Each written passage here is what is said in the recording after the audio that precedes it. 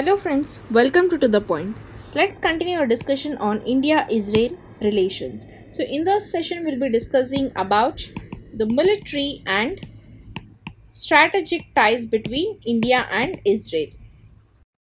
New Delhi found in the defense industry of Israel a useful source of weapons, one that could supply it with advanced military technology. Thus was established the basis of a burgeoning arms trade, which reached almost $600 million in the year 2016. So making Israel the second largest source of defense equipment for India after Russia. So India and Israel have increased cooperation in military and intelligence ventures since the establishment of diplomatic relations. The rise of Islamic extremist terrorism in both nations has generated a strong strategic alliance between the two. So in the year 2008, India launched a military satellite called TechSAR for Israel through its Indian Space Research Organization. In short, we call it as an ISRO. So in 1996, India purchased 32 IAI Searcher unnamed aerial vehicles. In short, it is called as UAV, unmanned aerial vehicles. Electronic support measures, sensors, and an air combat maneuvering instrumentation simulator system from Israel. Since the Israel aerospace industries has serviced several large contracts with the Indian force, including upgrading of the IAF's Russian-made MiG-21 ground attack aircraft, and there have been further sales of unmanned aerial vehicles as well as the laser guided bombs. So in 1997, Israeli President Isaac Weizmann, he became the first head of the Jewish state to visit India.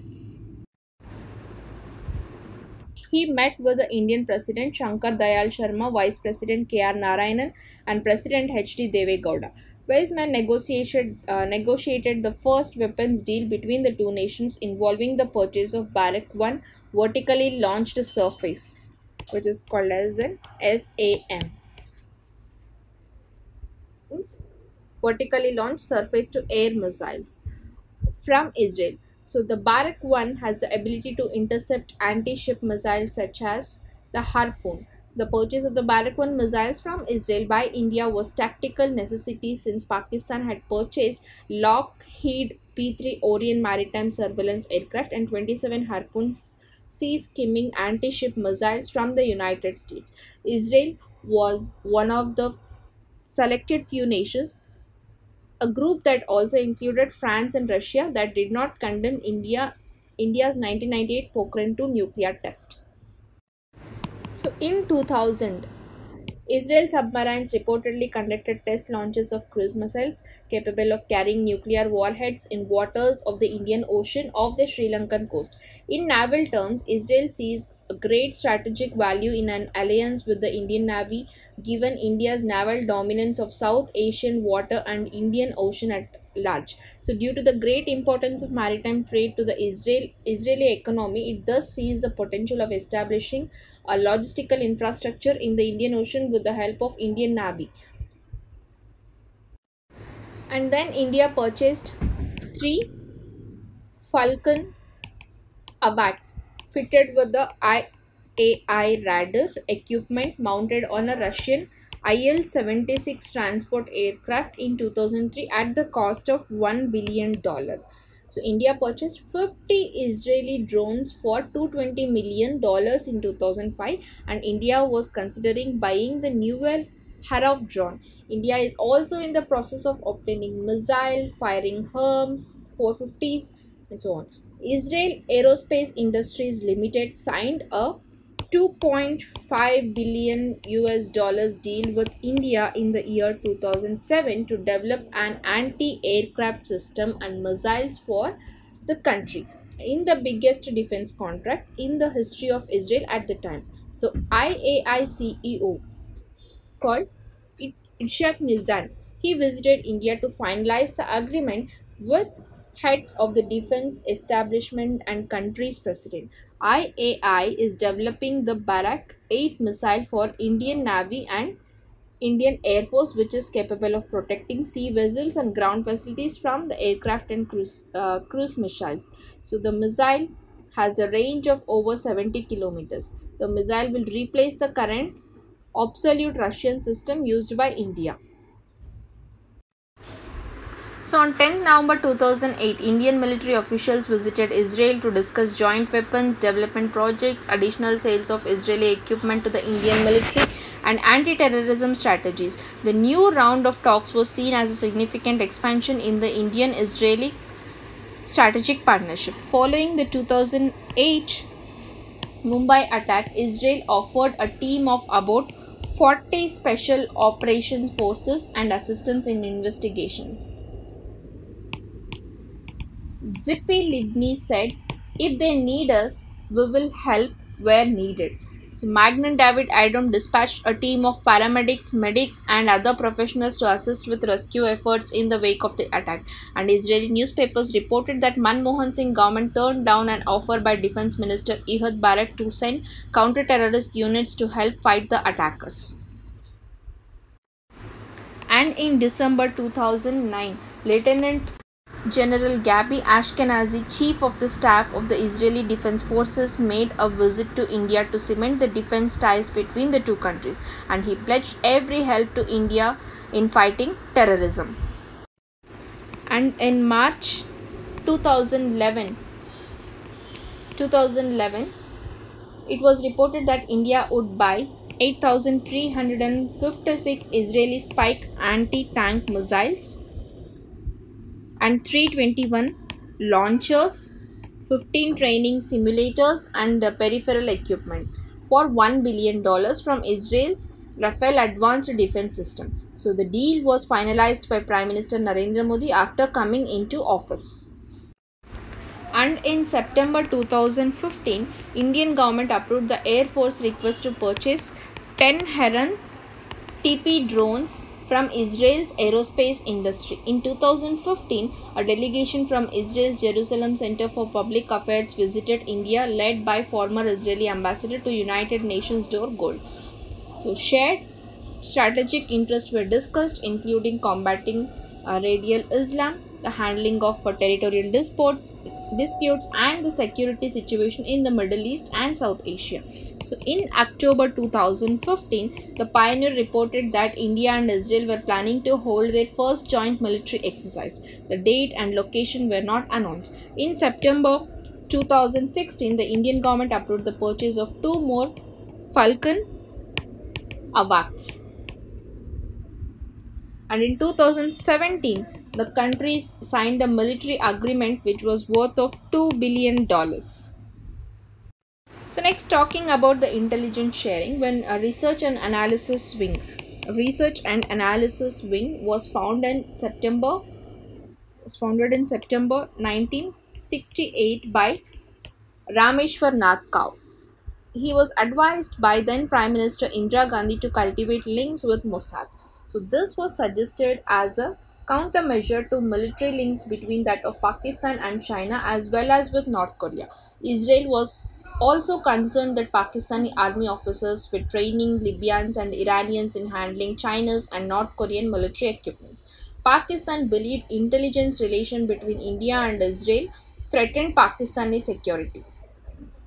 So when young Israeli tourists began visiting the Kashmir Valley in early 1990s, Pakistan suspected they were disused Israeli army officers there to help Indian security forces with anti-terrorism operations, and Israeli tourists were attacked, with one slain and another kidnapped. Pressure from the Kashmiri Muslim diaspora in the United States led to the kidnapped tourists' eventual release. Kashmiri Muslims feared that the attacks could isolate an American Jewish community. It would isolate the American Jewish community and result in them lobbying the US government against Kashmiri separatist group. A Red F story in 2003, it revealed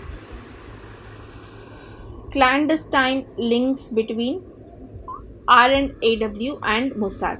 In 1996, R.K. Yadav, a former Research and Analysis Wing official, had filed a disappropriate asset in case in Delhi High Court against Anand Kumar Verma, who is a RAW's chief between 1987 to 1990.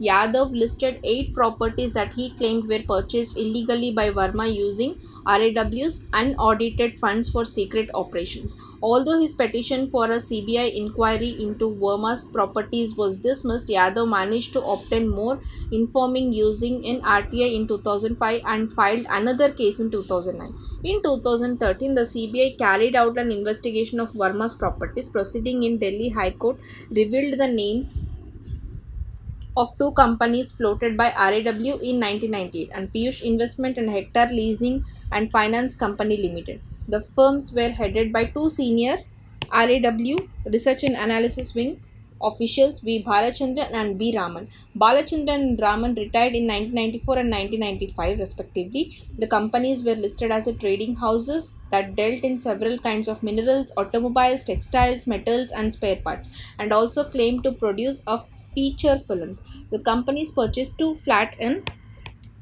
Gauri Sadan, a residential building in Haile Road, New Delhi in March 1983 for rupees 23 lakhs. So, India Today reported that the two flats were research and analysis wing safe house used as an operational fronts for Mossad agents and housed Mossad station chiefs between 1989 and 1992.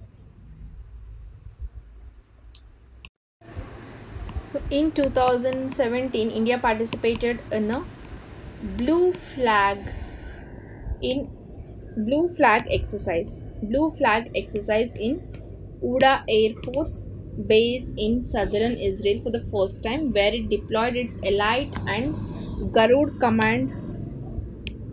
Commando force at a Hercules C-130J plane, from it which was veiled from a veiled Viper squadron. Indian and Israeli special forces conducted a range of tactical joint exercises which included protection of strategic assets, ground infiltration and evacuation. On 14th February 2019, a convoy of vehicles carrying security personnel on Jammu Srinagar National Highway was attacked by a vehicle-borne suicide bomber at Lekpora in Pulwama district, Jammu and Kashmir in India. So, and at that time, 40 Central Reserve Police Force personnel were killed by the bomber, and Israel responded to India, offering unconditional support to the Indian army and the government. Israel has informed that they will share intelligence and technology to help India respond. So, talking about the trade between India and Israel, bilateral trade between India and Israel, it grew from $200 million in 1992 to $4.52 billion in the year 2014. So, as of 2014, India is Israel's 10th largest trade partner and import source and 7th largest export destination.